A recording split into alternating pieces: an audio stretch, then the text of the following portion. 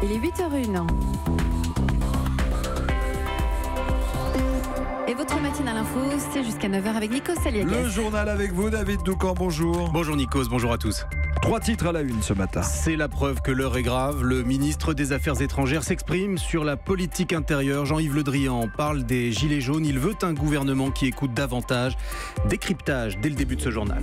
Un appel d'autant plus important que les colères s'additionnent aujourd'hui. Il y a les gilets jaunes, mais aussi les infirmières qui manifestent et les maires qui n'en peuvent plus. Rude journée en perspective pour Emmanuel Macron. Comment passer en quelques heures du statut de premier de cordée à celui de dernier de la classe ? Carlos Ghosn est en garde à vue à Tokyo. Le PDG de Renault est soupçonné d'avoir caché ses revenus aux services fiscaux japonais. Europe 1.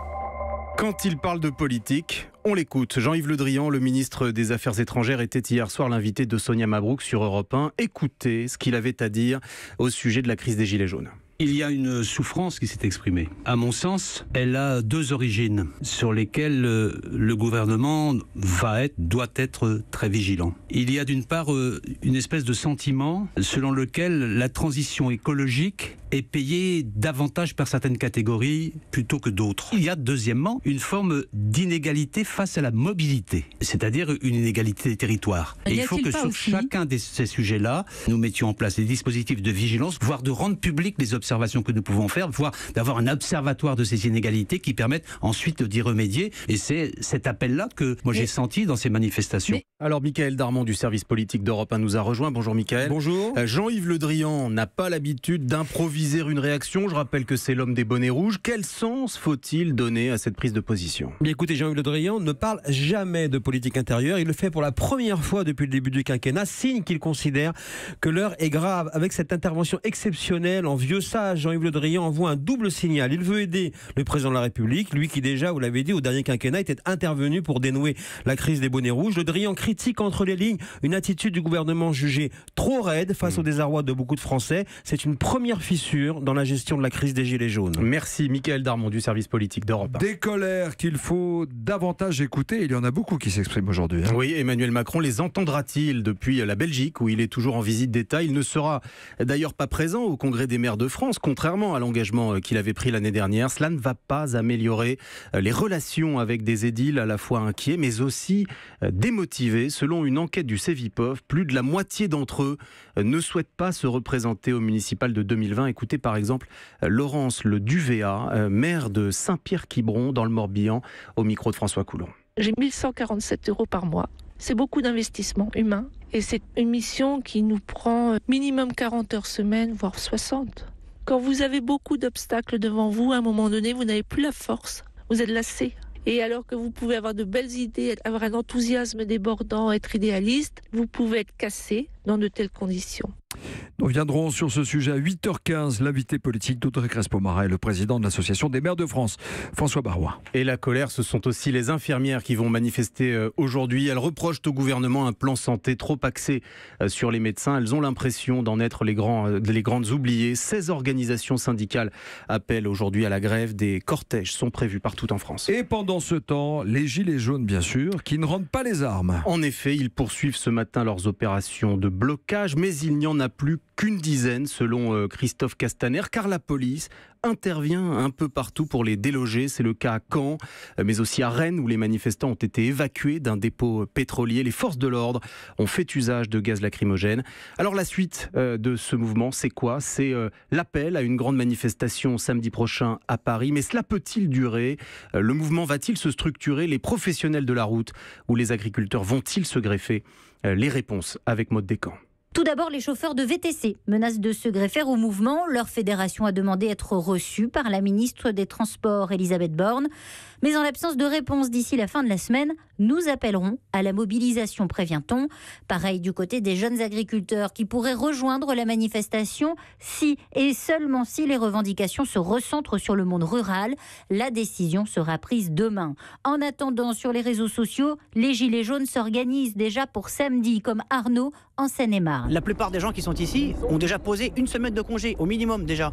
Tous les derniers congés annuels qui nous restaient à tous, pratiquement, on les a tous posés. Marc, lui, sera à Limoges pour bloquer, comme samedi dernier, la Nationale 20. Je vais continuer à me mobiliser. C'est exactement la même démarche que samedi dernier.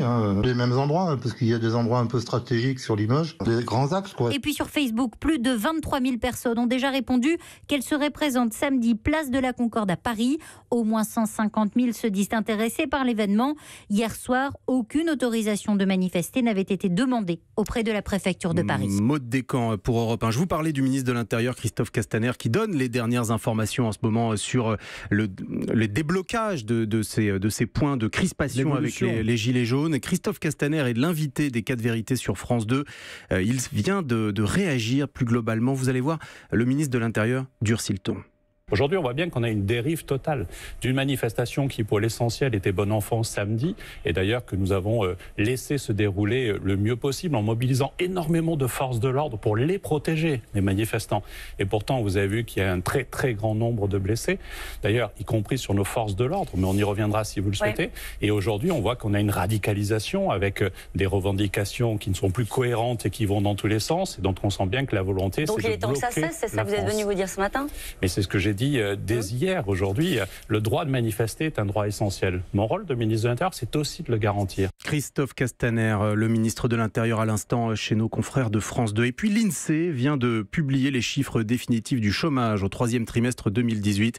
Le nombre de demandeurs d'emploi est stable à 9,1% de la population active. La suite du journal de 8h avec vous, David Doucan, c'est la chute de Carlos Ghosn qui fait la une de l'actualité et surtout de la presse ce matin. Oui, il est en garde à vue à Tokyo. Les autorités japonaises le soupçonnent d'avoir caché aux services fiscaux la moitié de ses revenus. Mais ce n'est pas tout. Il est aussi accusé de ce qui s'apparente à de l'abus de biens social. Nicolas Barré, directeur de la rédaction des Échos, nous a rejoint. Bonjour Nicolas. Bonjour. Vous avez des informations à ce sujet, Nicolas? Oui David, on lui reproche aussi à Carlos Ghosn d'avoir utilisé des actifs du groupe à des fins personnelles. Alors le procureur de Tokyo n'en dit pas plus officiellement, mais à Tokyo on pense naturellement au jet de Nissan qui aurait pu servir à des déplacements privés. Il faut savoir que Carlos Ghosn pouvait, vu ses responsabilités, passer jusqu'à 110 nuits par an dans son avion. Alors forcément, parmi tous ces trajets, il est possible que certains aient eu un volet privé. La notion d'abus de bien social, il faut le dire, n'a pas le même sens que chez nous au Japon. Les entreprises sont plus permissives, dirons-nous, et ferment les yeux sur des pratiques qui relèveraient chez nous de l'abus de biens. Il y a une sorte de zone grise, une forme de tolérance, mais quand on se fait prendre, eh bien évidemment, ça coûte très cher. Une double question sur l'avenir. Est-ce que Carlos Ghosn peut rester patron de Renault? Ça paraît difficile à imaginer. Et surtout, est-ce que l'alliance Renault-Nissan est menacée? Effectivement, rester chez Renault, c'est difficile. La garde à vue, vous savez, au Japon, peut durer jusqu'à 23 jours. Et ce qu'on me disait hier soir à Tokyo, c'est qu'à la suite de cela, la justice pourrait le contraindre de rester sur le territoire. Donc on voit vraiment pas comment il pourrait conserver ses fonctions chez Renault. Et puis évidemment, ça pose la question de l'avenir de cette alliance. Carlos Ghosn était celui qui avait la légitimité pour imposer des décisions à la fois à Paris et à Tokyo en faisant passer l'intérêt collectif de l'Alliance au-dessus du reste. Et ça, on ne voit pas aujourd'hui qui peut faire la même chose. Les informations de Nicolas Barré, directeur de la rédaction des Échos. Merci Nicolas. C'est aujourd'hui la journée internationale des droits de l'enfant. Oui, et c'est cette date qu'Agnès Buzyn, la ministre de la Santé, a choisie pour dévoiler sa stratégie de protection des plus petits. Ève Roger, du service Société d'Europe 1, nous en révèle les grandes lignes. L'objectif, c'est d'abord de repérer les situations à risque, les familles où les enfants sont en danger. On demandera par exemple au PMI, ces centres de santé qui accueillent les tout-petits, d'identifier les femmes qui ont fait un déni de grossesse ou alors une dépression postpartum, ces maladies où les mamans ont du mal ensuite à s'occuper de leurs enfants. Les médecins aussi seront mieux formés à détecter les bébés secoués. Et puis on apprendra aux agents des caisses d'allocation familiale à être plus vigilants au moment charnière de la vie, un divorce, une perte d'emploi qui peuvent avoir des conséquences sur les enfants. Et puis enfin, nous tous sommes invités à être plus attentifs à ce qui se passe chez nos voisins. Un long clip financé par le gouvernement sera diffusé ce soir sur France 2.